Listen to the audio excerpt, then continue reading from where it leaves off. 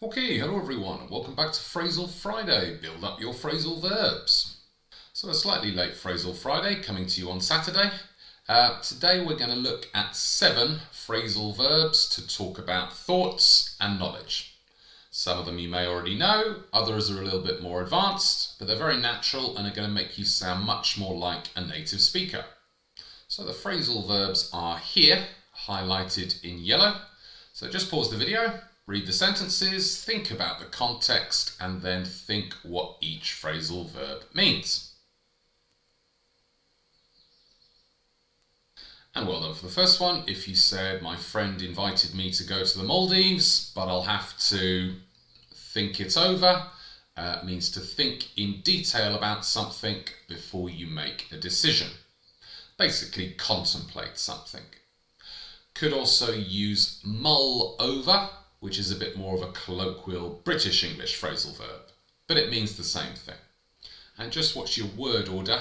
I thought or mulled the idea over sounds a lot better than I thought over the idea.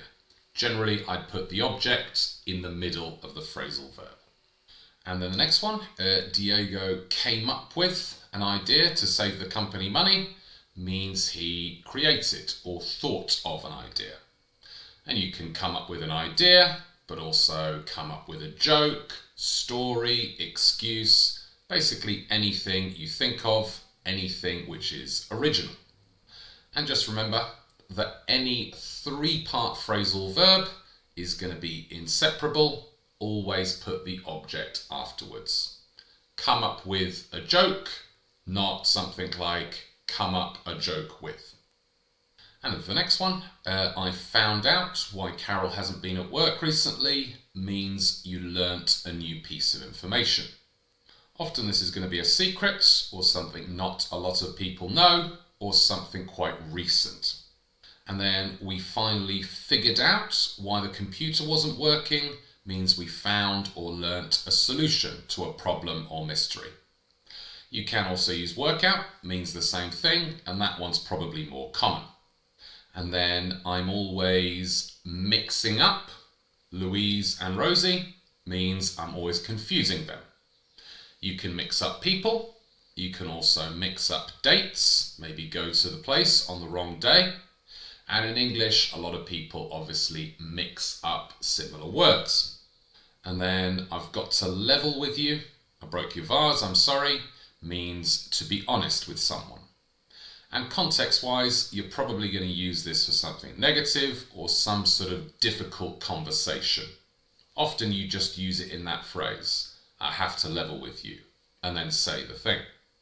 And then just watch out, because this one is inseparable. So I leveled with my friend, not I leveled my friend with. And then finally, my friend picked up surfing very quickly. Means he learnt it, but with not a lot of effort. When you learn something and it's very natural to you. So you can pick up a skill like surfing. You also pick up bits of language in another country. You're not studying it, you just learn it naturally. So explanation over. As ever, if you're finding this video useful, do make sure to like and subscribe. There'll be another phrasal verb video next Friday, and more common mistakes videos throughout the week. When you're ready, let's practice and improve.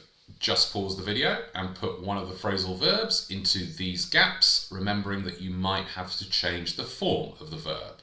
Past, verb ing, etc. And well done. If you said, I often mix up the words effect and affect.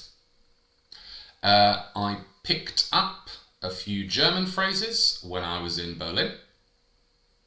I found out the Queen of England had died on a WhatsApp group. And then I had to level with my boss and say I was leaving. And then I'm good at figuring out or working out Sudoku puzzles. Both mean the same thing. When I get offered a job, I always think it over or mull it over before I say yes. And finally, I came up with the idea for this channel last summer. So now just pause the video and write, say or discuss the same sentences for you. And finally, today's question, what words do you mix up in English? Do write your answers in the comments, guys. If it's useful, I might make a video about it in the future. So that's basically it for today. I would say this group of phrasal verbs, as it's quite general, are going to be really useful for you in the future. You're going to use them a lot, so do make sure to learn and study them. Other than that, I'll see you in another common mistakes video tomorrow. So until then, see ya!